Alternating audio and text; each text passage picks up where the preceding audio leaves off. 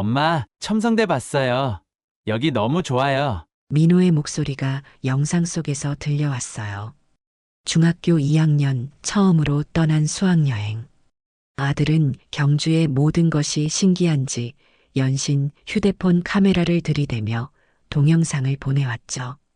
그 시간 저는 근무를 마치고 피로에 젖은 채 소파에 기대어 아들의 영상을 하나씩 들여다보고 있었습니다. 엄마, 여기 첨성대 앞에 사람들 엄청 많아요. 선생님이 우리 반만 있는 줄 알았는데 다른 학교도 엄청 많이 왔대요. 화면 속 민호의 뒤로 수많은 관광객이 오가는 모습이 보였어요. 형형색색의 옷을 입은 사람들, 사진을 찍는 사람들, 그리고 손가락이 화면 위에서 멈췄습니다. 아, 제 입에서 작은 탄식이 새어나왔어요. 그때 화면 한쪽에 스쳐 지나간 옆모습. 눈을 의심했지만 심장은 이미 미친 듯이 뛰고 있었죠. 다시 영상을 되돌려 봤습니다. 첨성대 옆 벤치에 앉아 책을 읽고 있는 남자. 떨리는 손으로 화면을 확대했어요. 10년 전과 달라진 모습이지만 그의 옆모습은 틀림없었습니다. 그 특유의 자세로 책을 쥐는 방식, 머리를 살짝 기울이는 각도, 정수 씨, 목소리가 떨렸어요. 10년 전 어느 날 갑자기 흔적도 없이 사라져버린 제 남편, 민호의 아버지가 경주 첨성대 앞 벤치에 앉아 있었습니다. 심장이 터질 듯 뛰었어요. 화면을 터치하는 손이 얼음장처럼 차가워졌고 머릿속은 하얘졌죠. 10년 동안 찾아다니며 실종 신고, 수사 의뢰, 그리고 마침내 법적 사망 선고까지. 모든 것이 헛된 일이었단 말인가요? 휴대폰을 내려놓고 자리에서 벌떡 일어났습니다. 머릿속이 새하얘진 채 현관으로 뛰어갔어요. 신발을 신고 가방을 들고 그러다 문득 정신이 들었습니다. 경주까지 어떻게 가야 할지, 그리고 가서 어떻게 해야 할지 아무런 생각이 없었어요. 다음 날 아침 경찰서. 당신 남편은 이미 법적으로 사망했습니다. 더 이상 헛된 희망은 갖지 마세요. 형사의 냉정한 목소리가 사무실에 울려 퍼졌습니다. 형사 김준호는 의자에 깊숙이 몸을 기대며 조소를 띈 채 제 얼굴을 바라보고 있었어요. 저는 떨리는 손으로 휴대폰을 그의 책상 위에 내려놓았죠. 이 영상을 다시 보세요. 잘 보세요. 이 사람이 제 남편 맞습니다. 이봐요. 한미정 씨, 박정수 씨는 7년 전에 법적으로 사망 선고를 받았다고요. 이제 와서 경주 관광지에서 찍힌 흐릿한 영상 하나로 뭘 어쩌겠다는 건지. 그가 짜증스러운 표정으로 손을 휘저었습니다. 3년 전 담당 형사가 은퇴하고 새로 배정된 김준호 형사는 처음부터 제 사건을 귀찮아했죠. 그의 책상 한쪽에는 다른 사건 파일들이 산처럼 쌓여 있었어요. 내 아들이 보낸 수학여행 영상이에요. 이 장소에 있다고요. 한미정 씨, 10년이 지났어요. 이제는 현실을 받아들이고 삶을 살아가야. 제 가슴 속에서 분노가 치밀어 올랐습니다. 10년 동안 하루도 빠짐없이 남편을 찾아온 시간, 아들에게 아빠에 대한 희망을 심어준 날들. 모든 게 이 형사의 태도 앞에서 무너져 내리는 듯 했어요. 이거 보세요. 가방에서 두꺼운 파일철을 꺼내 그의 책상에 탁 내려놓았습니다. 파일을 열자 형사의 눈빛이 흔들렸어요. 이건 10년간 제가 찾아낸 모든 단서들이에요. 남편의 회사 동료들, 진술, CCTV 기록, 통화 내역, 그리고 경찰 내부에서 흘러나온 기록까지. 형사의 얼굴이 굳어졌습니다. 파일 속에는 전 담당 형사가 제게 몰래 건넸던 내부 메모도 있었어요. 박정수 실종 사건.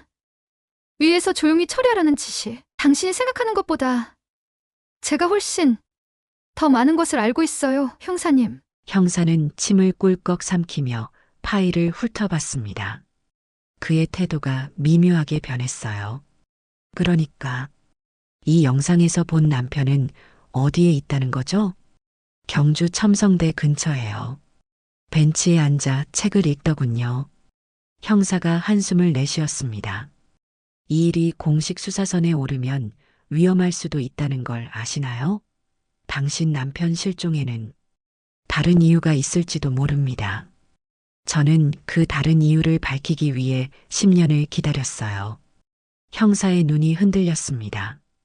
그는 주변을 살피더니 목소리를 낮췄어요. 조심하세요. 그리고 이거, 그가 작은 메모지를 건넸습니다. 거기엔 한 이름과 전화번호가 적혀 있었어요. 김성태 전 형사님이죠? 은퇴하신 분인데 그가 당신 남편 사건의 원래 담당자였어요. 비공식적으로 연락해 보세요. 공식 기록에 남지 않게. 사무실을 나오며 저는 휴대폰을 다시 확인했습니다. 민호가 보낸 영상 속에서 첨성대 옆 벤치에 앉아 책을 읽는 남자. 그의 왼손 약지에는 반지가 없었지만 10년 전 결혼 반지를 끼웠던 자리에 희미한 자국이 보였어요. 집으로 돌아와 짐을 꾸렸습니다. 벽에 붙은 달력에 동그라미 쳐진 내일 날짜를 바라봤어요. 민호의 수학여행이 끝나는 날이었죠. 메모에 적힌 번호로 전화를 걸었습니다. 여보세요, 김성태입니다. 안녕하세요, 김 형사님. 한미정이라고 합니다. 박정수 실종 사건이. 그의 목소리가 갑자기 낮아졌어요. 미정 씨? 잠시만요. 전화기 너머로 문 닫히는 소리가 들렸습니다. 그가 다시 말을 이었어요. 이 전화는 안전하지 않습니다. 제가 당신 남편 사건에 관한 새로운 정보를 들었어요. 경주에서 목격 정보가 있었던 거 맞죠? 놀랐지만 대답했습니다. 네, 어떻게 아셨어요? 오래된 사건이지만 계속 추적해온 사람들이 있어요. 직접 만나서 얘기해야 합니다. 내일 오전 7시 KTX 경주행 탈 수 있나요? 네, 가능합니다. 3호차 마지막 좌석에서 만납시다. 조심하세요. 네, 가능합니다. 3호차 마지막 좌석에서 만납시다. 조심하세요. 밤새 잠을 이루지 못했습니다. 10년 전 그날이 떠올랐어요. 오늘은 좀 늦을 것 같아. 회사에 급한 일이 있어서. 정수 씨의 마지막 메시지였죠. 그리고 그가 돌아오지 않았습니다. 새벽녘 민호에게 메시지를 보냈어요. 엄마가 중요한 일이 생겨서 내일 경주로 가야 해. 내가 오면 할머니가 마중 나가실 거야. 사랑해. 가방을 메고 현관문을 닫으며 문득 뒤를 돌아봤습니다. 거실벽에 걸린 가족 사진 속에서 정수 씨가 환하게 웃고 있었어요. 그 미소를 다시 볼 수 있을까요? 10년 만에 찾은 희망의 끈을 놓치지 않으리라 다짐하며 집을 나섰습니다. 아직 동이 트지 않은 서울역. 저는 KTX 3호차를 향해 발걸음을 재촉했습니다. 제 인생을 바꿀 시간이 시작되려 하고 있었죠. KTX 3호차 맨 뒷좌석, 창가에 앉은 남자가 보였습니다. 김성태 전 형사는 제가 생각했던 것보다 훨씬 늙어 있었어요. 깊게 패인 주름과 희끗한 머리카락이 세월의 무게를 말해주고 있었죠. 앉으세요, 미정 씨. 그가 맞은편 자리를 가리켰어요. 얼굴색이 안 좋네요. 밤새 안 주무셨군요. 기차가 서서히 움직이기 시작했고 김 형사는 주변을 살핀 후 조용히 말했습니다. 10년 전 그날 당신 남편이 마지막으로 목격된 곳이 회사 근처 식당이었죠? 네, CCTV에 찍힌 마지막 장면이었어요. 점심을 먹고 나오다가 전화를 받고 그대로 사라졌죠. 김 형사의 손가락에 묻은 페인트 자국이 눈에 띄었어요. 그는 은퇴 후 그림을 그리는 취미가 생겼나 봅니다. 그 전화가 문제였어요. 김 형사가 목소리를 낮췄어요. 당시 통화 기록을 조사했지만 발신자는 일회용 전화였죠. 그런데 그가 주머니에서 낡은 수첩을 꺼냈습니다. 페이지를 넘기며 그는 계속 말했어요. 당신 남편이 다니던 회사, YT전자의 비리 의혹 수사가 있었습니다. 비자금 조성, 횡령. 그런데 갑자기 수사가 중단됐어요. 위에서 내려온 지시였죠. 그게 남편 실종과 관련이 있나요? 박정수 씨가 회계팀에 있었죠? 그는 뭔가를 알고 있었을 겁니다. 아마도 증거를. 기차가 터널을 지나는 동안 잠시 차창이 어두워졌어요. 다시 밝아졌을 때 김 형사는 수첩의 한 페이지를 펼쳐 보여주었습니다. 거기엔 빨간 펜으로 밑줄 친 메모가 있었어요. 증인보호 프로그램, 코드명 2번째 3. 이게 무슨 뜻인가요? 확실한 건 아니지만 당신 남편이 증인보호 프로그램에 들어갔을 가능성이 있어요. 목격한 비리에 대한 증언 대가로. 그럼 왜 우리에게 알리지 않은 거죠? 10년 동안이나. 김 형사의 눈빛이 흔들렸습니다.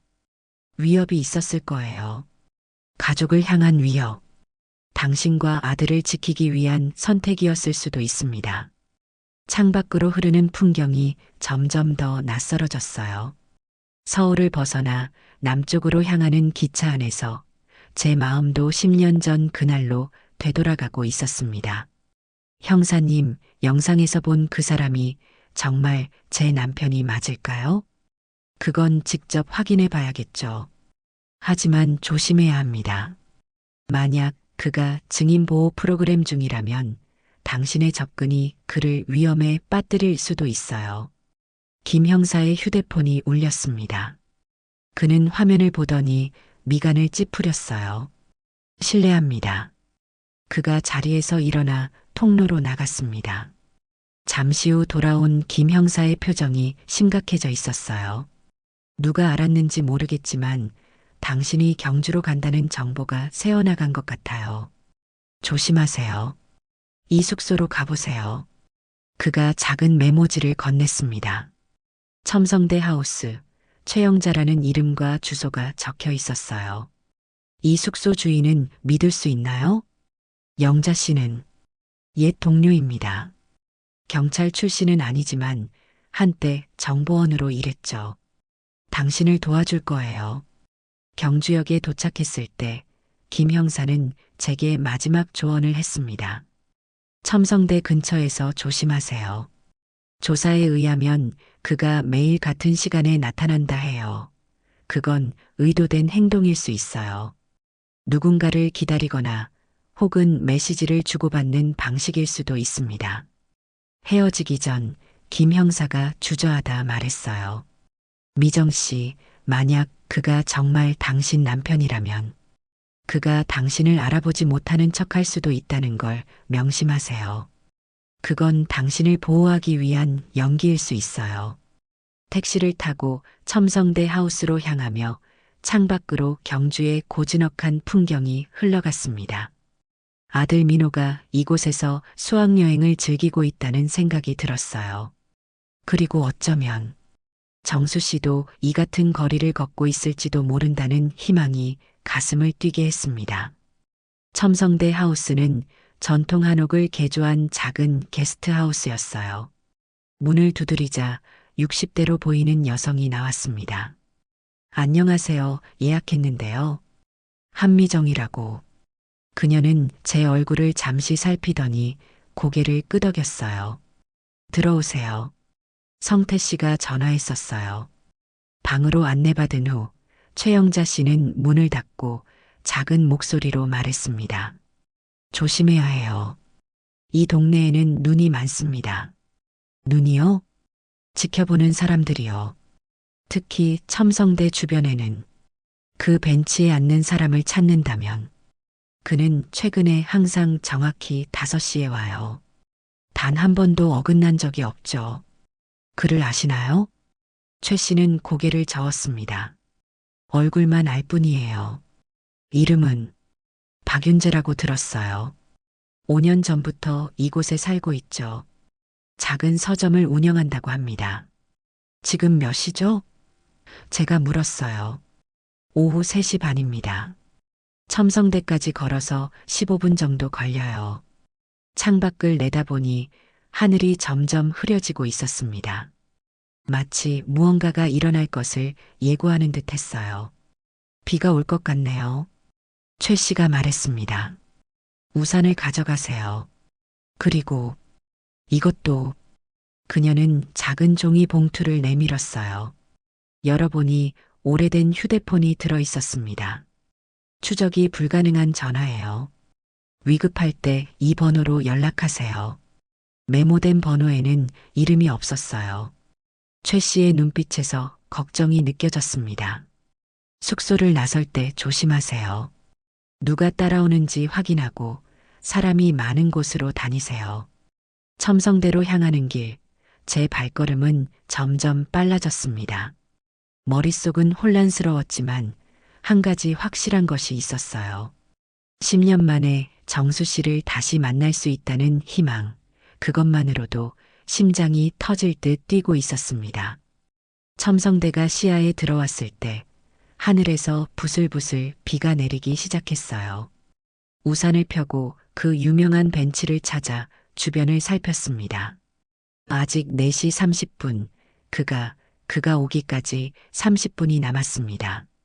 첨성대 앞 카페로 들어가 창가 자리에 앉았어요. 이곳에서라면 벤치를 완벽하게 지켜볼 수 있었습니다. 주문하시겠어요? 젊은 종업원이 물었습니다. 아메리카노 한 잔이요. 네, 잠시만요. 혹시 처음 오셨나요? 관광객이신가 봐요? 네, 그렇죠. 종업원이 미소를 지었어요. 첨성대가 잘 보이는 좋은 자리네요. 특별한 분을 기다리시나요? 순간 마음이 철렁했습니다. 이 질문이 단순한 친절인지 아니면 다른 의도가 있는 건지 판단하기 어려웠어요. 그냥 경치를 보려고요. 종업원은 고개를 끄덕이곤 주문을 받으러 갔습니다. 창밖으로 시선을 돌리니 비가 조금 더 거세졌어요. 첨성대 주변의 관광객들이 우산을 쓰거나 비를 피해 달려가고 있었습니다. 시계를 보니 4시 55분. 곧 그가 올 시간이었어요. 심장이 미친 듯이 뛰었습니다. 그리고 정확히 5시 검은 우산을 쓴 남자가 첨성대 쪽에서 걸어오는 것이 보였습니다. 그는 천천히 하지만 확신에 찬 걸음으로 벤치를 향해 다가왔어요. 검은 우산 아래 걸어오는 남자의 모습에 숨이 멎는 것 같았어요. 10년이 지났지만 그 걸음걸이는 분명했습니다. 어깨를 살짝 앞으로 기울이는 자세, 왼손을 주머니에 넣는 습관. 틀림없이 정수 씨였어요. 그가 벤치에 앉아 우산을 접으며 주변을 살폈습니다. 비가 오는데도 그는 여전히 이곳에 나타났군요. 일상적인 패턴이 변하지 않는 걸 보니 이건 단순한 습관이 아니라 의도된 행동임이 분명했어요. 카페 창가에서 저는 그의 모든 움직임을 놓치지 않으려 했습니다. 그가 벤치에 앉아 우산을 접으며 주변을 살폈습니다. 그리고 방수 처리된 가방에서 책을 꺼내더니 작은 비닐 커버를 벗기고 읽기 시작했어요. 비가 오는데도 책을 읽는 모습에 가슴이 아려왔습니다. 예전에도 정수 씨는 비가 오든 눈이 오든 항상 책을 곁에 두던 사람이었으니까요. 심지어 우리 결혼식 당일에도 대기실에서 책을 읽고 있었다던 그의 습관이 10년이 지나도 전혀 변하지 않았네요. 손님, 아메리카노 나왔습니다. 깜짝 놀라 뒤를 돌아보니 아까 그 종업원이 커피를 들고 서 있었어요. 감사합니다. 종업원이 커피를 내려놓으며 살짝 창밖을 바라봤습니다. 비 오는 날에도 항상 오시네요. 누구요? 저기 벤치에 앉으신 분이요. 단골 손님인데 요즘 매일 같은 시간에 오세요. 날씨가 어떻든 상관없이. 제 호기심이 솟구쳤습니다. 그분을 아세요? 박윤재 선생님이라고 해요. 구도심에서 작은 서점을 하시죠. 2번째 책방이라고 들어보셨나요?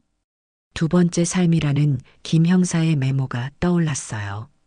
2번째 책방? 우연의 일치일까요? 어디에 있는 서점인가요? 여기서 걸어서 15분 정도 고궁박물관 뒷골목에 있어요. 찾기가 좀 어려운데 작지만 아늑한 곳이죠. 종업원이 말을 이어갔어요. 선생님은 참 조용하신 분이에요. 항상 책을 읽고 계시고, 오, 저기 봐요. 창밖을 가리키는 종업원의 시선을 따라보니 검은 정장을 입은 남자가 첨성대 주변을 서성이고 있었습니다. 그는 가끔씩 정수 씨, 아니, 박윤재를 흘끗거리며 전화 통화를 하는 듯 했어요. 저 사람은 누구죠? 종업원이 목소리를 낮췄습니다. 모르겠어요. 하지만 요즘 종종 보여요. 항상 박 선생님이 오실 때만 나타나죠. 긴장감이 등을 타고 올라왔어요. 정수 씨는 여전히 누군가의 감시를 받고 있는 걸까요? 혹시 그가 벤치에 앉아 있는 이유가 누군가와 접선하기 위해서? 그때 벤치에 앉아 있던 정수 씨가 갑자기 책을 덮더니 자리에서 일어났습니다.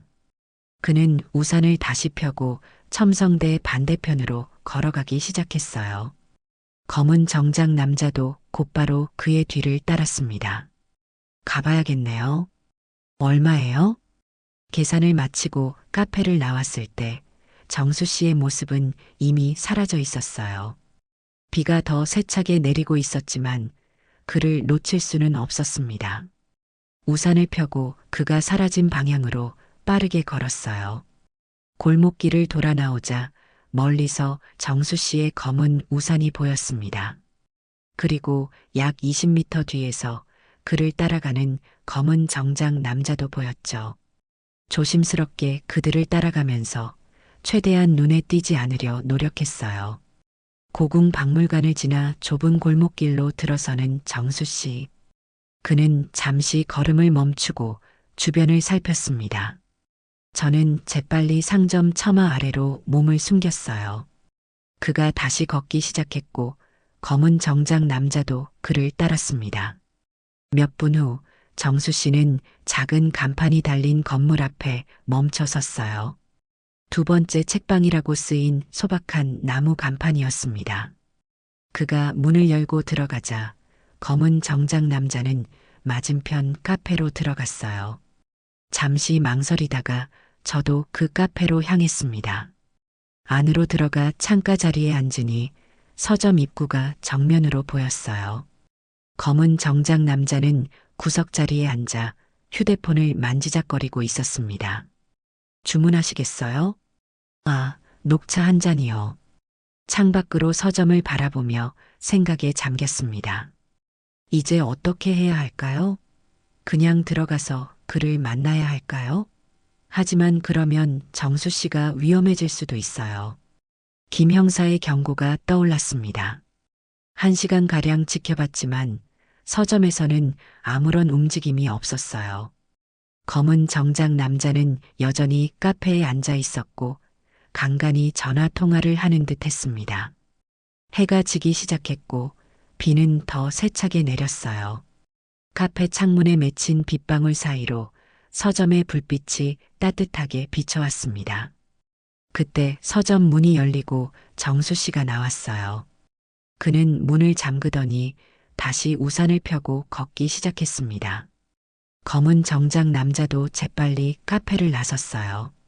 저도 서둘러 계산을 마치고 따라 나갔습니다. 비 오는 골목길, 세 사람의 그림자가 나란히 이어졌어요. 정수 씨, 검은 정장 남자, 그리고 저. 이상한 행렬이었죠. 정수 씨는 몇 개의 골목을 더 지나 작은 아파트 단지 앞에 멈춰 섰습니다. 그가 현관문을 열고 들어가자 검은 정장 남자는 길 건너편에서 담배를 꺼내 물었어요.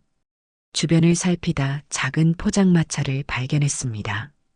그곳에 앉아 따뜻한 어묵 국물을 시켰어요. 이 위치에서 아파트 입구와 검은 정장 남자 모두를 볼 수 있었죠. 여기 처음 보는 얼굴인데요. 포장마차 아주머니가 말을 걸었습니다. 네, 여행 왔어요. 이런 골목길까지 관광객이 오는 건 드문데. 누구 찾아오신 거예요? 그냥 지인이요. 아주머니는 제 시선이 향한 곳을 바라봤어요. 아, 저 아파트 말이에요? 거기 사는 분들 다 알지. 누구 찾으세요? 망설이다가 물었습니다. 혹시 박윤재라는 분 아세요?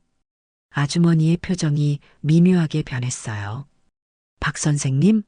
알지. 참 조용한 분이야. 5년 전에 여기 와서 서점 열었지. 혼자 사는 것 같은데. 그녀가 목소리를 낮췄습니다. 근데 참 이상한 일이 많아. 가끔 밤중에 검은 차가 와서 그분을 태우고 가기도 하고. 그리고 저기, 저 양복 입은 사람 보여? 요즘 자주 보이는 사람이야. 심장이 빨리 뛰기 시작했어요. 그 검은 차는 어떤 차인가요? 모르지. 번호판도 안 보여. 창문도 까맣게 선팅돼 있고 어묵 국물을 마시며 생각에 잠겼습니다. 정수 씨는 분명 무언가에 연루되어 있었어요. 그리고 여전히 누군가의 감시를 받고 있었죠. 저녁 8시쯤 갑자기 검은 승용차 한 대가 아파트 앞에 멈춰 섰습니다. 검은 정장 남자가 담배를 버리고 차량을 주시했어요. 차 문이 열리고 양복을 입은 중년 남성이 내렸습니다. 그는 아파트로 들어갔고 약 20분 후 정수 씨와 함께 나왔어요. 두 사람은 차에 올라탔고 차는 곧바로 출발했습니다. 검은 정장 남자도 어디론가 전화를 하더니 이내 택시를 잡아탔어요. 너무 급작스러운 상황에 당황했습니다. 그들을 쫓아가야 할까요? 하지만 어떻게? 택시를 잡으려 했지만 비 오는 늦은 저녁, 이 한적한 동네에서 택시를 찾기란 쉽지 않았어요. 그때 포장마차 아주머니가 손을 흔들었습니다. 저기요, 혹시 이거 찾아요? 그녀의 손에는 작은 책이 들려 있었어요. 방금 그 차가 떠날 때 떨어졌어요. 누가 일부러 버린 것 같기도 하고. 책을 받아들고 표지를 봤습니다. 별을 보는 마음이라는 제목이었어요. 책을 펼치자 첫 페이지에 작은 글씨로 메모가 적혀 있었습니다. 위험해. 나를 따라오지 마. 정수. 심장이 멎는 것 같았어요. 정수라는 이름. 그는 저를 알아봤던 거예요. 그리고 이 책을 일부러 떨어뜨린 것이었죠. 괜찮으세요? 얼굴이 하얘졌네. 네, 괜찮아요. 고맙습니다. 비틀거리며 포장마차를 나와 숙소로 향했습니다. 머릿속은 혼란스러웠지만 한 가지는 확실해졌어요. 정수 씨는 살아있었고 저를 알아봤으며 여전히 위험 속에 있었습니다. 숙소로 돌아와 최영자 씨에게 상황을 설명했어요. 그녀는 심각한 표정으로 들었습니다. 내일 다시 서점으로 가보세요. 낮에는 비교적 안전할 거예요. 하지만 조심하세요. 그들은 당신도 지켜보고 있을 테니까. 잠자리에 들기 전 정수 씨가 떨어뜨린 책을 자세히 살펴봤습니다. 몇몇 페이지에는 연필로 밑줄이 그어져 있었어요. 각 페이지에 밑줄 친 단어들을 모으니 하나의 메시지가 되었습니다. 내일 서점 11시 뒷문 혼자. 메시지를 발견한 순간 창문 밖에서 희미한 불빛이 보였어요. 커튼 사이로 살짝 밖을 내다보니 길 건너편에 주차된 차 안에 누군가 앉아 있었습니다. 숙소를 감시하고 있는 건가요? 최 씨가 준 안전한 전화기로 김 형사에게 문자를 보냈습니다. 그를 만났습니다. 내일 서점에서 만나기로 했어요. 하지만 누군가 저를 감시하고 있는 것 같습니다. 잠시 후 답장이 왔어요. 조심하세요. 내일 서점 근처에 있겠습니다. 신호가 필요하면 우산을 들고 나오세요. 창밖의 어둠 속에서 비는 계속 내리고 있었습니다. 내일 모든 것이 밝혀질까요? 10년 만에 정수 씨를 직접 만나게 될 거라는 생각에 가슴이 떨렸어요. 하지만 동시에 두려움도 몰려왔습니다. 그가 떨어뜨린 책에 적힌 경고. 위험해. 나를 따라오지 마. 무슨 일이 일어나고 있는 걸까요? 내일이면 알게 될까요? 아침이 밝았지만 여전히 하늘은 흐렸습니다. 창가에 서서 밖을 내다보니 어젯밤 감시하던 차는 사라져 있었어요. 시계는 9시를 가리키고 있었습니다. 아침 드셔야죠. 최영자 씨가 따뜻한 차와 함께 식사를 내왔어요. 어젯밤에 차가 있었어요. 누군가 지켜보고 있었던 것 같아요. 최 씨는 고개를 끄덕였습니다. 알아요. 새벽 4시쯤 떠났더군요. 오늘 서점에 가신다면서요? 네, 11시에 만나기로 했어요. 이걸 가져가세요. 그녀는 작은 브로치를 건넸어요. 위급할 때 누르면 신호가 가요. 제가 도움을 보낼 수 있게. 브로치를 가방에 넣고 최 씨에게 감사를 표했습니다. 식사를 마친 후 서점으로 가기 전에 주변을 살피기로 했어요. 서점 주변 지리를 파악하는 게 좋을 것 같았거든요. 10시경 어제 갔던 경로를 따라 서점 근처에 도착했습니다. 낮에 보니 두 번째 책방은 더 소박하고 아늑해 보였어요. 간판은 오래되었지만 정성스럽게 관리된 느낌이었죠. 창문으로는 책장들이 보였고 상점은 아직 문을 열지 않은 듯 했습니다. 서점 주변을 한 바퀴 돌아보니 뒤편에 작은 골목이 있었어요. 그곳에는 작은 문이 하나 있었는데 아마도 정수 씨가 말했던 뒷문인 것 같았습니다. 도로 건너편 카페에 자리 잡고 서점을 지켜봤어요. 10시 30분 드디어 서점 앞문이 열렸고 정수 씨가 나와 문 앞을 쓸기 시작했습니다. 그의 평범한 일상의 모습을 보니 눈물이 났어요. 10년이라는 시간 동안 그는 이렇게 살아왔던 거군요. 10시 45분 결심을 하고 카페를 나섰습니다. 아직 15분이 남았지만 더 이상 기다릴 수 없었어요. 서점 뒷골목으로 돌아가 그 작은 문 앞에 섰습니다. 손을 들어 문을 두드리려다 머뭇거렸어요. 심장이 미친 듯이 뛰었습니다. 깊게 숨을 들이쉬고 문을 두드렸어요. 잠시 후 문이 살짝 열렸고 정수 씨의 놀란 얼굴이 보였습니다. 들어와요, 빨리. 그가 문을 열어주자 좁은 창고 같은 공간으로 들어갔어요. 책들이 쌓여 있고 작은 책상과 의자가 놓인 아담한 공간이었습니다. 문이 닫히자마자 우리는 서로를 바라봤어요. 10년 만의 재회. 시간이 멈춘 듯 했습니다. 그의 얼굴에는 주름이 더 깊어졌고 머리카락은 희끗해져 있었지만 그 눈빛만은 제가 사랑했던 정수 씨 그대로였어요. 미정 씨. 그의 목소리가 떨렸습니다. 말로 표현할 수 없는 감정이 제 안에서 폭발했어요. 울컥 솟구치는 눈물을 참을 수 없었습니다. 10년의 기다림, 외로움, 그리움이 한꺼번에 밀려왔어요. 정수 씨. 제 목소리는 흐느낌으로 갈라졌습니다. 정말 당신이 맞아요? 저도 모르게 한 걸음 다가가 그의 얼굴을 손으로 만졌어요. 차갑지도 뜨겁지도 않은 생생한 온기가 느껴졌습니다. 환상이 아니었어요. 정말 살아있었던 거예요. 정수 씨의 눈에서도 눈물이 흘러내렸습니다. 그는 저의 손을 잡아 꼭 쥐었어요. 미정 씨, 왜 왔어요? 내 메시지 못 받았어요?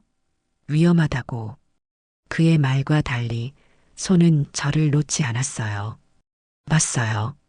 하지만 어떻게 그냥 돌아갈 수 있겠어요? 10년이에요, 정수 씨. 10년 동안 매일 밤 당신을 찾아다녔어요. 매일 밤 민호에게 아빠는 반드시 돌아온다고 약속했어요. 그의 눈에 복잡한 감정이 스쳐 지나갔습니다. 죄책감, 그리움, 두려움이 뒤섞인 눈빛. 그는 한숨을 쉬더니 떨리는 손으로 저를 조심스럽게 안았어요. 너무나 오랜만에 느껴보는 그의 품은 여전히 편안했습니다. 시간이 거꾸로 흐른 것만 같았어요. 이런 식으로 다시 만나게 될 줄은 몰랐어요. 당신을 다시 볼 수 있을 거라는 희망조차. 그가 속삭였어요. 그의 품에서 떨어지며 물었습니다. 눈물로 흐려진 시야로 그를 바라봤어요. 무슨 일이 있었던 거예요? 어떻게 가족을 두고 그냥 사라질 수 있었죠?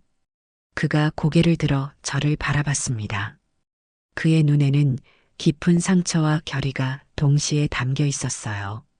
보호하려고 했어요. 당신과 민호를. 내가 할 수 있는 유일한 방법이었어요. 그때 서점 앞문에서 종소리가 들렸어요. 누군가 들어온 모양이었습니다. 움직이지 마세요. 정수 씨가 작은 소리로 말했어요. 손님일 거예요. 그는 창고 문을 살짝 열고 나갔습니다. 밖에서 들리는 대화 소리, 책을 찾는 손님과 정수 씨의 정중한 응대. 몇 분 후 종소리가 다시 울리고 정수 씨가 창고로 돌아왔어요. 괜찮아요. 일반 손님이었어요. 그가 작은 서랍을 열어 종이 한 장을 꺼냈습니다. 거기엔 여러 이름과 날짜가 적혀 있었어요. 10년 전 그날 회사에서 우연히 알게 된 비리예요. YT전자의 회계팀에서 일하면서 발견한 비자금 계좌와 정치인 로비 증거들이었죠. 그래서 갑자기 사라진 거예요? 그날 점심시간에 전화가 왔어요. 내 가족이 보고 싶으면 혼자 나와라는 메시지였죠. 나갔더니 검은 차가 기다리고 있었어요. 그들은 내가 아는 모든 것을 원했고 증거를 넘기면 가족을 해치지 않겠다고 했어요. 정수 씨의 목소리가 떨렸습니다. 하지만 그걸로 끝나지 않았어요. 그들은 내 정체를 완전히 지워야 한다고 했죠. 그래서 증인 보호 프로그램에 들어갔어요. 두 번째 삶이라는 코드명의 프로그램이었죠. 하지만 왜 우리에게 연락하지 않은 거예요? 10년이에요, 정수 씨. 그의 눈에 눈물이 고였습니다. 연락할 수 없었어요. 그들은 내가 가족과 접촉하면 즉시 위해를 가하겠다고 했어요. 당신과 민호를 지키기 위해서였어요. 깊은 통증이 가슴을 찔렀어요. 그런데 왜 경주에서? 왜 이제야? 그는 깊은 한숨을 내쉬었습니다. 5년 전 그 비리 중 일부가 다른 경로로 드러났어요. 핵심 인물들은 수감됐지만 여전히 남아있는 세력들이 있었죠. 그때 감시가 조금 느슨해졌을 때 경주로 이주할 수 있었어요. 그동안 우리를 찾아보진 않았어요? 제 목소리에 서운함이 묻어났습니다. 그가 고개를 들어 저를 바라봤습니다. 몰래 지켜봤어요. 직접 접촉은 할 수 없었지만 소셜미디어로 민호의 성장을 조금이나마 볼 수 있었죠. 당신이 올린 가족 사진, 민호의 학교 행사 사진들. 놀라움에 말을 잇지 못했습니다. 그는 우리의 일상을 지켜보고 있었던 거군요. 경주에 정착한 후 첨성대 근처에서 책방을 열게 됐어요. 그가 이어서 설명했습니다. 혹시라도 기회가 생기면 언젠가는 당신들에게 신호를 보낼 수 있을까 해서요. 그가 잠시 말을 멈추고 창밖을 바라봤습니다. 그러다 한 달 전 첨성대에서 다른 학교 수학여행 단체를 봤어요. 문득 민호도 이제 그 나이가 됐겠다는 생각이 들었죠. 혹시나 하는 마음에 서울 학교들의 수학여행 일정을 찾아봤고 그의 목소리가 떨렸습니다. 민호의 학교가 이번 주에 온다는 걸 알게 됐어요. 일정표를 보니 오후 4시부터 5시 사이에 첨성대 방문이 예정되어 있더군요. 아이들은 보통 그 시간대에 도착해서 사진도 찍고 설명도 듣는다는 걸 이곳에서 살면서 알게 됐거든요. 그가 창밖을 바라보며 계속했습니다. 그래서 매일 그 시간에 첨성대 벤치에 앉아 책을 읽는 척 했어요. 서점 주인이 공원에서 책 읽는 모습은 너무 자연스러워서 아무도 의심하지 않을 테니까요. 그러면서 혹시라도 민호를 볼 수 있을까 기다렸죠. 정말 볼 줄은 몰랐지만 그저 멀리서라도 한번 보고 싶었을 뿐인데 그가 잠시 미소 지었습니다. 그날 정말 민호를 봤어요. 제가 떠났을 때는 어린아이였는데 이제는 거의 청소년이 됐더군요. 카메라를 들고 여기저기 찍고 있었죠. 그가 제 손을 조심스럽게 잡았어요. 순간 도망치고 싶었어요.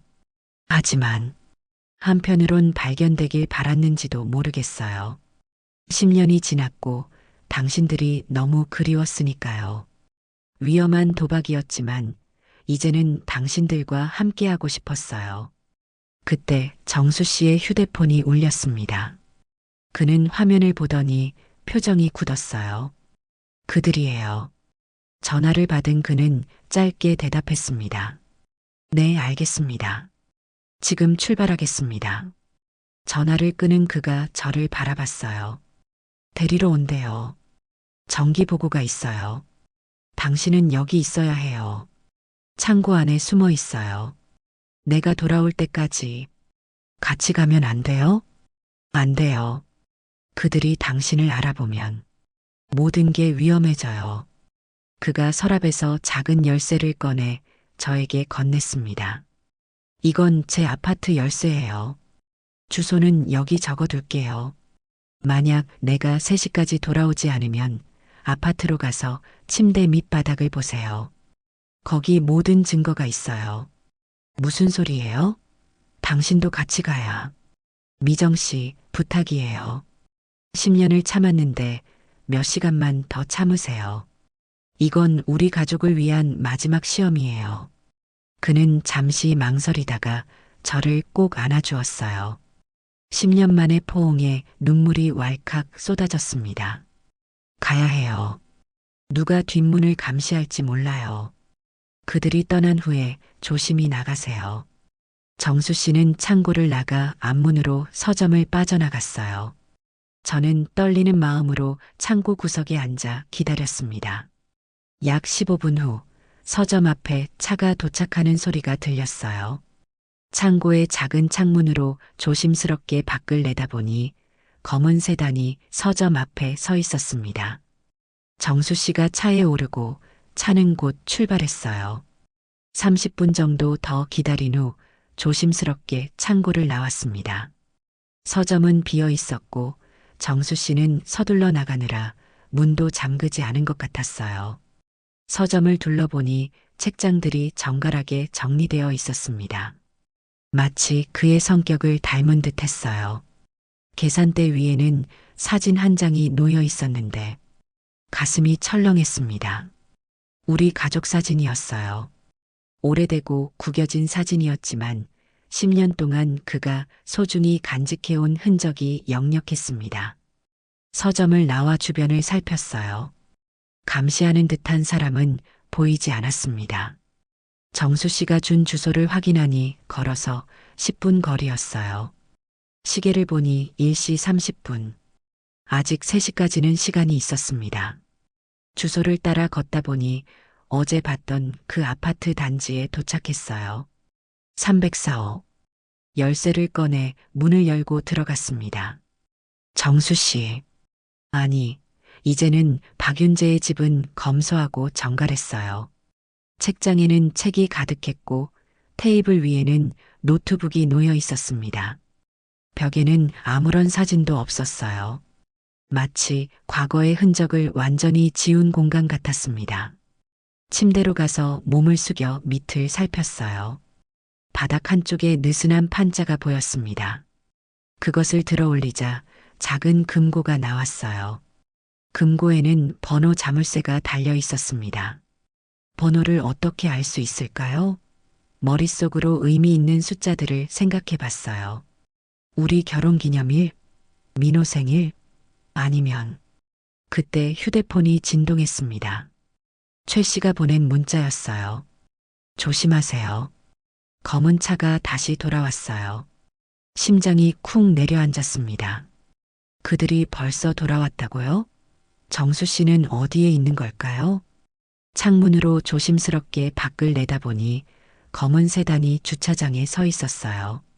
2명의 남자가 나와 아파트 입구로 향하고 뒷좌석에는 누군가 앉아 있는 것 같았습니다. 급히 금고를 원래 자리에 숨기고 방 안을 둘러봤어요. 숨을 곳을 찾아야 했습니다. 욕실?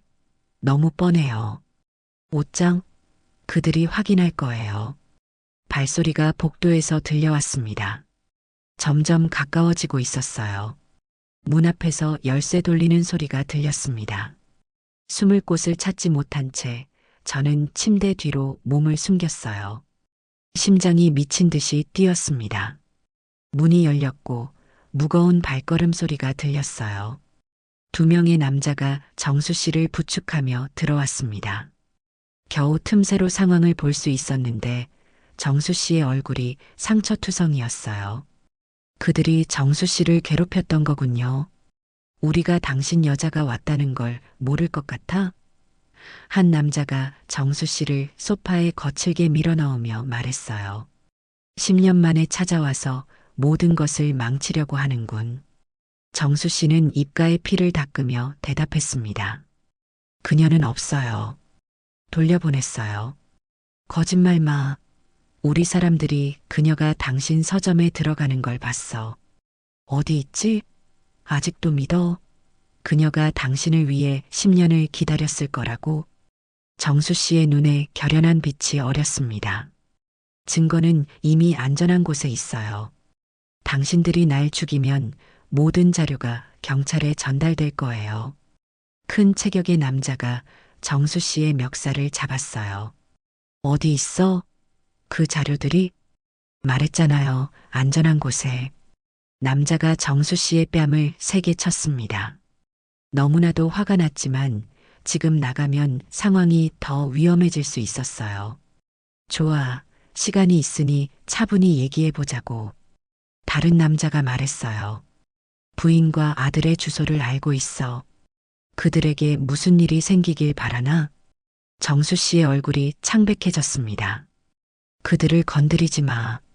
그럼 증거가 어디 있는지 말해. 침대 뒤에 숨어 있던 저는 최 씨가 준 브로치를 꺼내 눌렀어요. 도움이 필요했습니다. 하지만 지금 당장 무언가 해야 했어요. 그들이 정수 씨를 계속 때리고 있었거든요. 마음을 다잡고 결심했습니다. 가방에서 휴대폰을 꺼내 녹음을 시작했어요. 그리고 조용히 119에 문자를 보냈습니다. 304호 폭행 신고, 긴급. 정수 씨가 괴로워하는 모습을 더 이상 볼 수 없었어요. 이대로 기다릴 순 없었습니다. 숨을 깊게 들이쉬고 침대 뒤에서 나왔어요. 그만하세요. 세 남자가 놀라 돌아봤습니다. 정수 씨의 얼굴에 공포가 스쳤어요. 미정 씨, 안 돼. 큰 남자가 저를 향해 걸어오기 시작했습니다.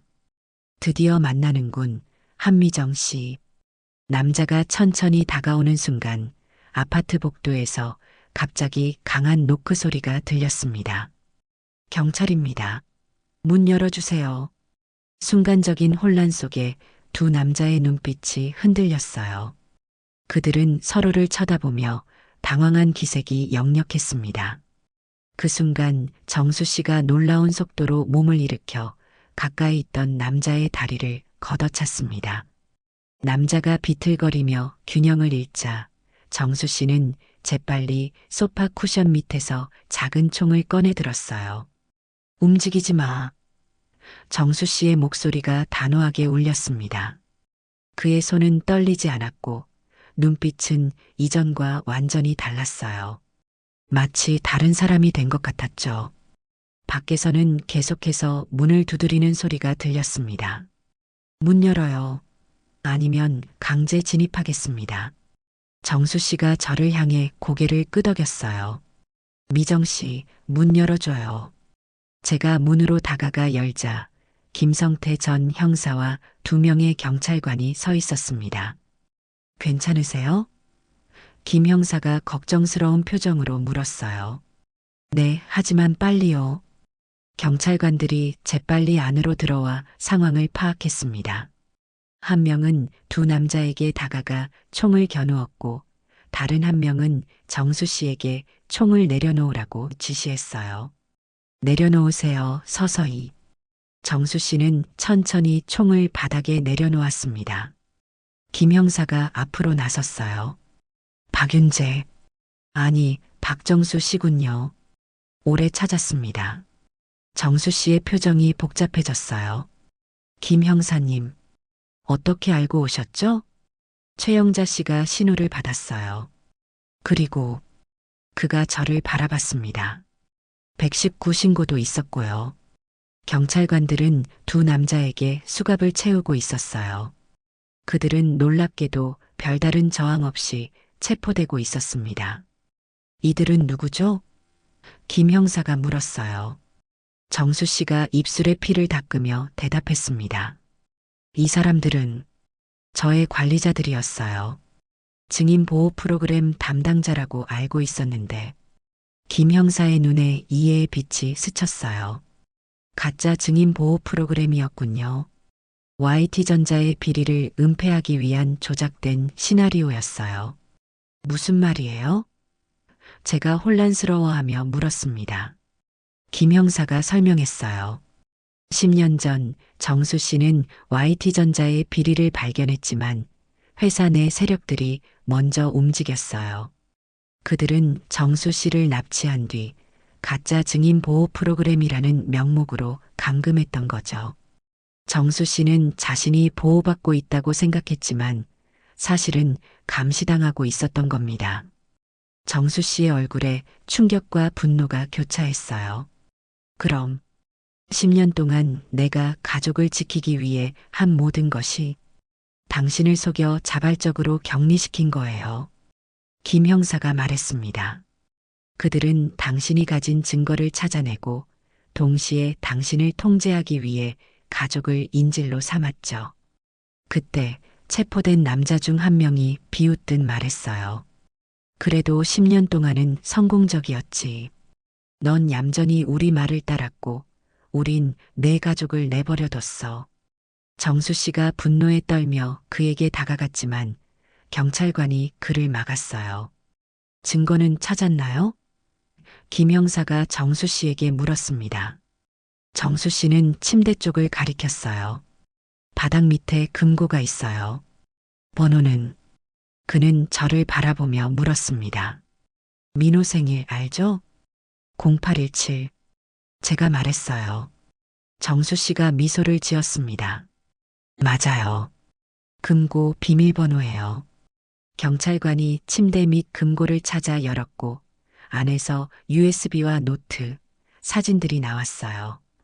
김 형사가 그것들을 조심스럽게 증거 봉투에 담았습니다. 이것들로 충분할 거예요. YT전자와 연루된 정치인들, 그리고 이 가짜 증인 보호 프로그램을 만든 사람들까지 모두 처벌받을 겁니다. 하지만 정수 씨가 불안한 표정으로 물었어요. 내 신분은? 난 이미 법적으로 사망 선고를 받았는데 김 형사가 안심시키듯 말했습니다.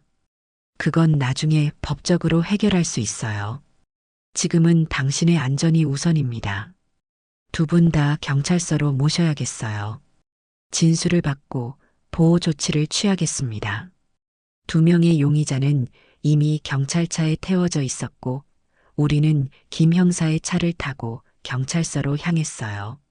차 안에서 정수 씨와 나란히 앉자 10년 만에 진짜 재회가 실감났습니다.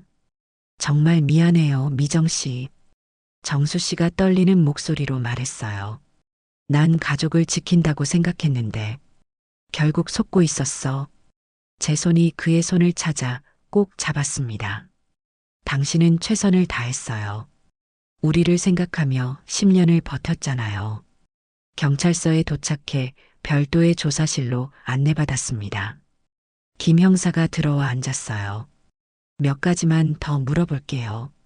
그들이 당신에게 한 말 중에 이미 안전한 곳에 있다고 했던 다른 증거가 있나요? 정수 씨가 고개를 끄덕였습니다. 네, 5년 전부터 준비했어요.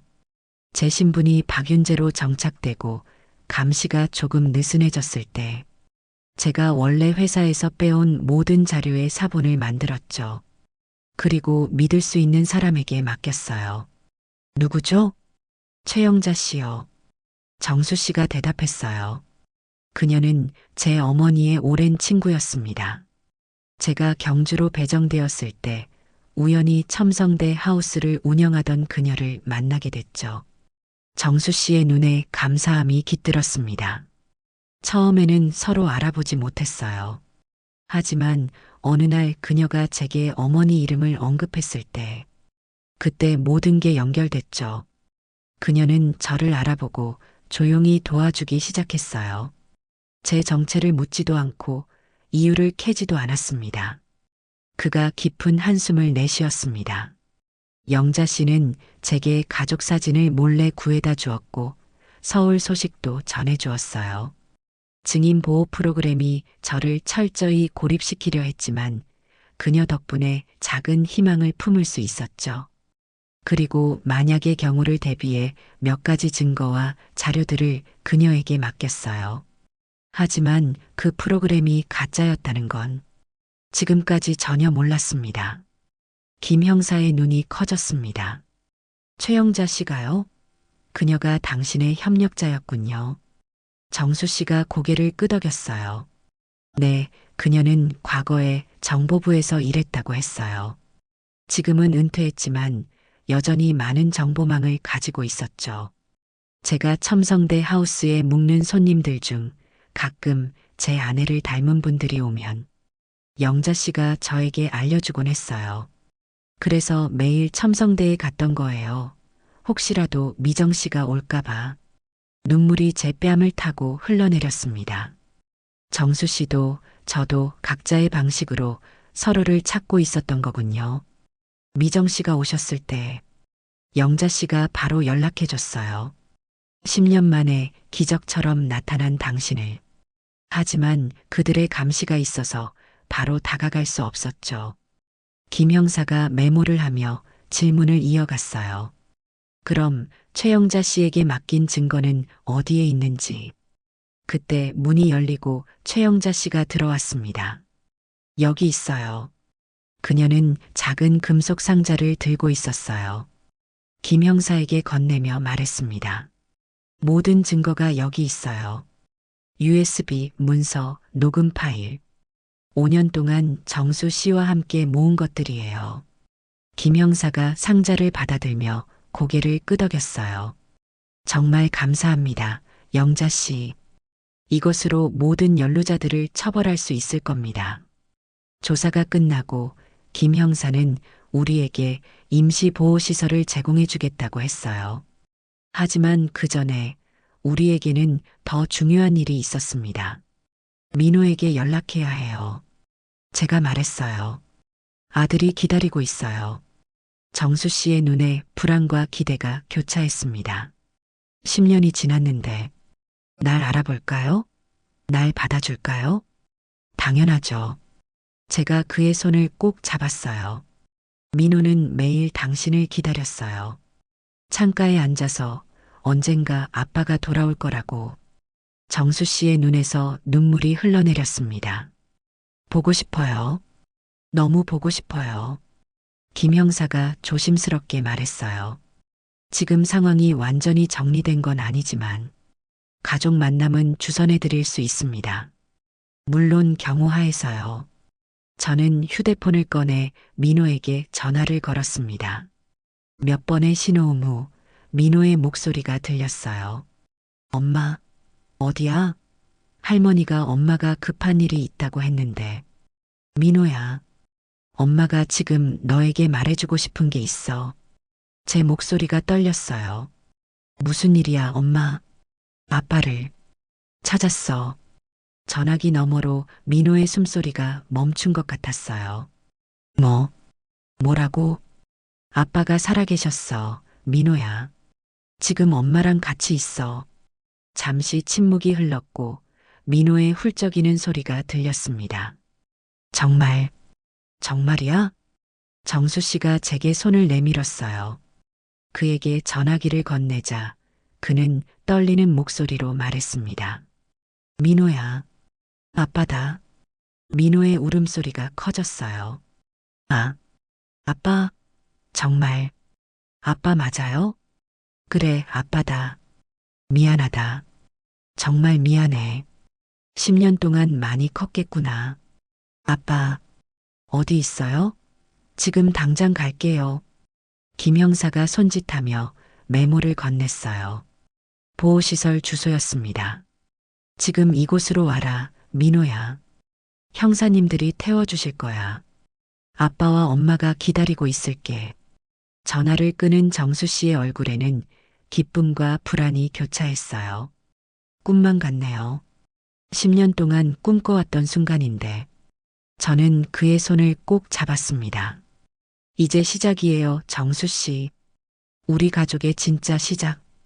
보호시설로 향하는 차 안에서 정수 씨는 창밖을 바라보며 말했어요. 모든 게 변했네요. 10년이라는 시간이. 우리 마음은 변하지 않았어요. 제가 대답했습니다. 당신을 향한 우리의 사랑은. 그가 제 손을 꼭 잡았어요. 그의 따뜻한 온기가 10년의 시간을 뛰어넘어 제게 전해졌습니다. 보호시설에 도착하자 김 형사가 간단한 안내를 해주었어요. 당분간 여기서 지내셔야 합니다. 사건이 완전히 해결될 때까지요. 민호 군은 곧 경찰의 호위로 도착할 겁니다. 정수 씨와 저는 작은 거실이 있는 아파트에 안내되었어요. 그는 창가에 서서 밖을 내다보며 기다렸습니다. 마치 시간이 멈춘 것 같은 순간이었어요. 약 1시간 후 현관벨이 울렸습니다. 정수 씨가 긴장한 표정으로 저를 바라봤어요. 제가 앞장서서 문을 열었습니다. 문 앞에는 제 어깨만큼 자란 민호가 서 있었어요. 경찰관이 옆에서 지키고 있었죠. 민호의 눈은 이미 붉게 충혈되어 있었습니다. 엄마. 그가 떨리는 목소리로 불렀어요. 들어오렴, 민호야. 그가 안으로 들어왔을 때 거실에 서 있던 정수 씨와 눈이 마주쳤습니다. 시간이 멈춘 듯한 침묵이 흘렀어요. 아빠. 민호의 목소리가 갈라졌습니다. 정수 씨는 한 걸음 앞으로 나왔어요. 민호야. 많이 컸구나. 민호는 움직이지 못했어요. 그저 정수 씨를 바라보며 눈물만 흘렸습니다. 왜 이제 왔어요? 왜 10년 동안? 정수 씨가 천천히 다가가 민호의 어깨에 손을 얹었어요. 미안하다. 정말 미안해, 민호야. 민호는 잠시 떨리더니 갑자기 정수 씨를 밀쳤어요. 10년이에요. 10년 동안 엄마는 매일 울었어요. 나는 아빠가 살아있는지 죽었는지도 몰랐다고요. 분노와 혼란 그리고 슬픔이 민호의 얼굴에 가득했습니다. 정수 씨는 아무 말도 하지 못한 채 그저 민호를 바라봤어요. 미안하다. 내가 너희를 지키려고 필요 없었어요. 민호가 소리쳤어요. 우리는 그냥 아빠가 필요했다고요. 정수 씨의 눈에서 눈물이 흘러내렸습니다. 그는 아무런 변명도 하지 않았어요. 그저 민호가 쏟아내는 10년의 슬픔과 분노를 받아들였을 뿐이었죠. 민호의 울음이 점점 커졌고 마침내 그는 정수 씨의 품에 안겼어요. 아버지와 아들이 오랜 시간 끌어안고 울었습니다. 저도 그들에게 다가가 함께 안겼어요. 10년이라는 시간의 벽을 넘어 우리 가족은 마침내 하나가 되었습니다. 우리 가족의 눈물 속에 시간이 흘렀습니다. 민호는 여전히 혼란스러웠지만 분노는 조금씩 누그러들고 있었어요. 셋이 소파에 앉아 정수 씨는 10년간의 이야기를 천천히 풀어나갔습니다. 사라지기 일주일 전 회사에서 중요한 자료를 발견했어요. YT전자가 정치인들에게 건넨 뇌물 증거였죠. 그날은 점심시간에 전화가 왔어요. 정수 씨의 목소리가 떨렸습니다. 당신과 민호가 학교 앞에서 찍힌 사진을 보내왔어요. 협박이었죠. 민호가 아버지의 손을 잡았어요. 처음에는 망설이는 듯 했지만 이내 꼭 쥐었습니다. 처음에는 모든 걸 경찰에 신고하려 했어요. 하지만 그들이 경찰 내부에도 사람이 있다고 했죠. 그때 나타난 사람들이 증인 보호 프로그램을 제안했고 정수 씨는 깊은 한숨을 내쉬었어요. 난 그들을 믿었어. 가족을 지킬 수 있다고 생각했으니까. 하지만 그건 감금이었어. 10년 동안 민호의 눈에 질문이 가득했습니다. 그럼 아빠는 5년 전부터 경주에서 살았어요? 응. 처음 5년은 여러 도시를 옮겨 다녔어. 정체성을 바꾸고 새로운 삶을 배우면서 그들의 감시를 받으며 살았지. 경주에 정착한 건 그들이 허락했을 때였어. 서점은요? 민호가 물었어요. 정수 씨의 표정이 밝아졌습니다. 두 번째 책방? 내가 직접 이름을 지었어. 두 번째 삶이라는 의미였지. 처음으로 뭔가 내 것을 가질 수 있었어. 학교 다녀오면 항상 책방에 갔었는데 민호가 중얼거렸어요. 경주에서 서점이 있었다면 나도 자주 갔을 거예요. 정수 씨의 눈에 눈물이 고였습니다. 넌 책 읽는 걸 좋아했지. 지금도 좋아해요. 민호가 살짝 웃었어요. 학교 도서관에서 항상 책을 빌려요. 그때 노크 소리가 들렸고 김성태 형사가 들어왔습니다. 방해해서 죄송합니다만 좋은 소식이 있어요. 우리 모두 김 형사를 바라봤어요. 방금 검찰에서 연락이 왔습니다. 박정수 씨의 증거를 바탕으로 YT전자 회장과 전 법무부 차관을 긴급 체포했어요. 가짜 증인 보호 프로그램을 운영한 조직의 우두머리들입니다. 정수 씨가 안도의 한숨을 내쉬었어요. 10년이 걸렸네요. 아직 완전히 안전하진 않습니다만 큰 고비는 넘겼어요. 김 형사가 말했어요. 이제 박정수 씨의 법적 지위 회복 절차를 시작할 겁니다. 사망 선고 취소, 신분 복원. 시간이 좀 걸리겠지만 모두 해결될 거예요. 감사합니다, 형사님. 정수 씨가 진심을 담아 말했어요. 김 형사는 민호에게도 미소를 지었습니다. 민호 군, 아버지와 많은 이야기 나눴나요? 민호는 수줍게 고개를 끄덕였어요. 네, 조금이요. 아직 할 이야기가 많겠네요. 편안히 지내세요. 이 시설은 완전히 안전합니다. 김 형사가 나간 후 민호가 조심스럽게 물었어요. 아빠, 사진 있어요? 나 어렸을 때 사진. 정수 씨는 작은 미소를 지으며 주머니에서 지갑을 꺼냈어요. 그 안에는 달고 다른 사진 한 장이 있었습니다. 5살 민호와 함께 찍은 사진이었죠. 항상 갖고 다녔어. 정수 씨의 목소리가 떨렸어요. 10년 동안 매일. 민호가 사진을 받아들고 뚫어지게 바라봤어요. 기억나요. 이날 놀이공원 갔었죠? 솜사탕 먹다가 얼굴에 다 묻혔던. 맞아, 정수 씨가 웃었어요. 분홍색 솜사탕이 내 얼굴에 엉망으로 묻었지. 세 사람은 오래된 추억을 나누며 조금씩 서로에게 다가갔습니다. 상처는 여전히 아팠지만 치유의 시간이 시작된 것 같았어요. 저녁이 되자 민호는 학교 과제가 있다며 방으로 들어갔습니다. 그를 지켜보며 정수 씨가 물었어요. 민호는 내가 없는 동안 어땠어요? 강했어요. 제가 미소 지으며 대답했습니다. 너무 일찍 철이 들었지만 항상 당신을 기다렸어요. 아빠가 돌아올 거라고 믿었죠.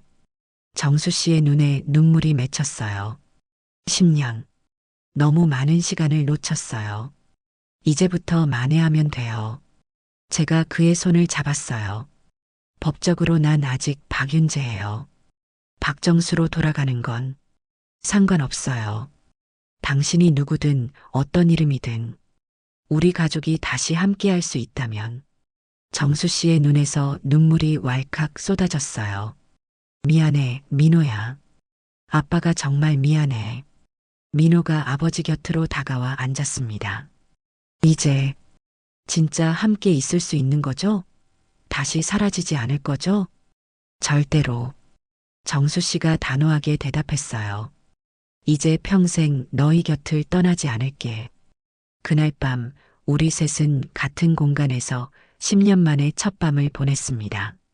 아직 많은 이야기가 남아 있었고 치유해야 할 상처도 많았지만 함께 있다는 것만으로도 충분했어요. 다음 날 아침 김 형사가 다시 찾아왔습니다. 좋은 소식이 또 있습니다. 검찰에서 박정수 씨에 대한 특별 증인 보호 명령을 받아냈어요. 이제 공식적인 국가 보호 아래 있게 됩니다. 그럼 집에 돌아갈 수 있나요? 제가 희망에 차서 물었어요. 아직은 조금 이르지만 김 형사가 미소 지었습니다. 두 가지 옵션이 있습니다. 서울로 돌아가 보호 속에 살거나 아니면 경주에서 새 출발을 하는 것이죠.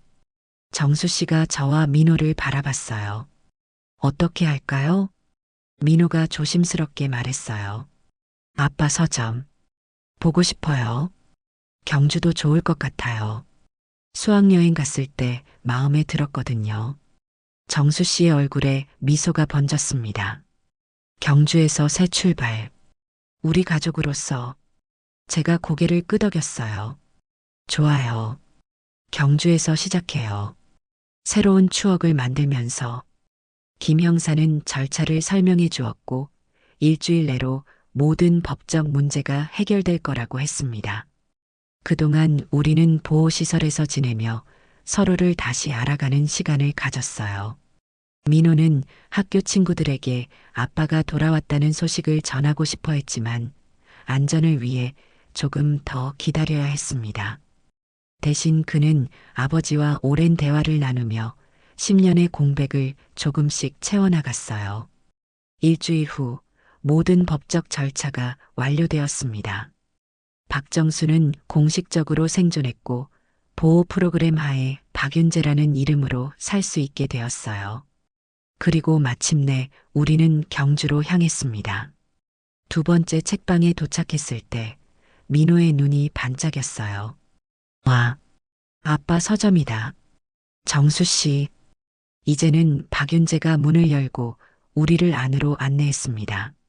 책으로 가득 찬 오래되었지만 정갈한 공간이었어요. 이제부터 이곳이 우리 가족의 새로운 시작점이에요. 민호가 책장들 사이를 돌아다니며 신이 난 듯 책들을 살펴봤어요. 여기서 살 거예요? 아빠랑 같이 서점 운영할 거예요? 그래, 이제 가족 서점이 되는 거야. 저녁이 되자 윤재 씨는 우리를 자신의 아파트로 데려갔습니다. 작지만 포근한 공간이었어요. 그는 창문을 열고 밖을 내다봤습니다. 저기 첨성대가 보여요. 매일 저 벤치에 앉아 책을 읽었어요. 혹시 당신이 나타날까봐. 제가 그의 곁으로 다가가 손을 잡았어요. 이제 더 이상 혼자 앉지 않아도 돼요. 민호도 다가와 우리 사이에 섰습니다. 윤재 씨가 아들의 어깨를 감싸 안았어요. 어떻게 이렇게 훌쩍 컸지? 내 기억 속 너는 항상 5살이었는데. 이제 15살이에요, 아빠. 민호가 웃었어요. 그리고 이제 책 읽는 것도 훨씬 잘해요. 그럼 내일부터 서점 일 도와줄래? 윤재 씨가 장난스럽게 물었어요. 당연하죠. 그날 밤 새로운 집에서 처음으로 함께 저녁을 먹으며 우리는 조금씩 가족이 되어가고 있었습니다. 상처는 여전히 있었지만 치유의 시간이 흐르고 있었어요. 잠들기 전 윤재 씨가 조용히 제게 말했습니다. 가끔은 꿈만 같아요. 10년 동안 날마다 이 순간을 꿈꿨는데 더 이상 꿈이 아니에요. 제가 그의 손을 잡았어요. 이제 현실이에요. 창밖으로 첨성대가 달빛 아래 희미하게 빛나고 있었습니다. 시간을 새기는 돌탑, 1000년을 넘어 그곳에 서 있는 모습이 우리 가족처럼 느껴졌어요. 흩어졌다가도 결국은 다시 하나가 되는 그런 운명처럼. 윤재 씨의 팔이 제 어깨를 감쌌습니다. 고마워요, 미정 씨. 포기하지 않고 날 찾아줘서. 당신도 고마워요. 우리를 잊지 않아서. 10년의 기다림 끝에 우리 가족은 마침내 새로운 시작을 맞이했습니다. 그리고 그것은 경주로 수학여행 간 아들이 보낸 동영상 속에서 시작된 기적이었어요. 경주의 봄은 유난히 아름다웠습니다. 두 번째 책방의 창문으로 스며드는 햇살이 책장을 따스하게 비추고 있었어요. 6개월이 지났지만 아직도 매일 아침 눈을 뜰 때마다 꿈이 아닌지 확인하게 됩니다. 아침부터 손님이 많네요. 제가 계산대에 앉아있는 윤재 씨에게 커피를 건네며 말했어요. 요즘 관광객들이 많아졌어. 특히 저 단체 손님들은 매주 오는 것 같아. 그는 창밖을 바라봤습니다. 첨성대를 배경으로 사진을 찍는 학생들이 보였어요. 마치 6개월 전 민호가 그랬던 것처럼. 윤재 씨는 이제 완전히 다른 사람이 되었습니다. 10년의 그림자에서 벗어나 환하게 웃는 모습이 제겐 여전히 신기했어요. 그리고 그 미소가 민호에게 고스란히 유전되었다는 사실도 새삼 발견하게 되었죠. 아빠, 이 책 어디에 꽂아요? 민호가 서가 사이에서 소리쳤어요. 그는 주말마다 서점 일을 돕고 있었습니다. 역사 코너 3번째 칸에 윤재 씨가 대답했어요. 그러고는 제게 속삭였습니다. 책방 일을 정말 좋아하는 것 같아. 당신 닮아가고 있어요. 제가 미소 지었습니다. 경주의 새 학교에 전학한 민호는 처음에는 적응이 어려웠지만 이제는 친구들도 생기고 꽤 만족해하는 듯 했어요. 무엇보다 아버지와 함께하는 시간을 소중히 여겼죠. 종소리가 울리고 카페 문이 열렸습니다. 최영자 씨가 들어왔어요. 어서 오세요. 윤재 씨가 반갑게 인사했습니다. 자, 갓 구운 빵 가져왔어요. 오늘 특별한 날이잖아요. 그녀는 첨성대 하우스를 그만두고 작은 베이커리를 열었습니다.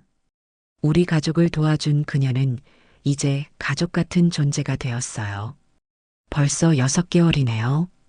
제가 말했어요. 믿기지 않아요. 시간이 빠르죠. 최 씨가 미소 지었어요. 김 형사님은 오후에 오신다고 하셨어요. 김성태 형사는 이 사건 이후 공로를 인정받아 승진했지만 여전히 우리 가족을 챙겨주었습니다. 오늘은 특별히 YT전자 사건의 최종 판결이 나온 날이었어요. 그럼 저녁에 다 같이 식사해요. 제가 제안했습니다. 그날 저녁 김 형사와 최 씨까지 모여 작은 식사 자리를 가졌습니다. YT전자의 회장과 관련 정치인들이 모두 유죄 판결을 받았다는 소식이 전해졌어요. 이제 정말 끝났군요. 김 형사가 와인 잔을 들며 말했어요. 완전한 정의는 느리지만 결국 이루어지는 법이죠. 10년이나 걸렸어요. 윤재 씨가 쓴웃음을 지었어요. 하지만 결국 가족은 다시 하나가 되었잖아요. 최 씨가 따뜻하게 말했습니다. 민호가 갑자기 자리에서 일어났어요. 잠깐만요. 그는 방으로 들어갔다가 작은 상자를 들고 나왔습니다. 아빠, 엄마, 이거. 상자를 열자 10년 동안 민호가 그린 그림들과 쓴 편지들이 가득했어요. 매년 아버지의 생일과 부재한 명절마다 쓴 것들이었죠. 한 번도 버리지 않았어요. 언젠가 아빠가 돌아올 거라고 믿었거든요. 윤재 씨의 눈에 눈물이 맺혔습니다. 그는 아들을 꼭 안았어요. 고마워, 민호야. 정말 고마워. 식사가 끝나고 모두 돌아간 후 우리 가족은 작은 테라스에 나와 별을 바라봤습니다. 경주의 밤하늘은 서울과는 달리 별이 선명했어요. 저기 첨성대가 보이네요. 제가 가리켰어요. 신기한 인연이죠. 윤재 씨가 말했습니다. 천년된 별을 보는 탑이 우리 가족을 다시 이어줬으니. 아빠, 민호가 불렀어요. 이제 2번째 책방 이름을 바꿔야 하지 않을까요? 왜? 윤재 씨가 물었어요. 2번째 삶이 아니라 이제 3번째 삶이잖아요. 아빠의 진짜 삶, 박윤재로서의 삶, 그리고 이제 우리 가족으로서의 삶. 윤재 씨가 민호를 바라보며 미소 지었어요. 훌륭한 생각이구나. 세 번째 책방? 좋은데?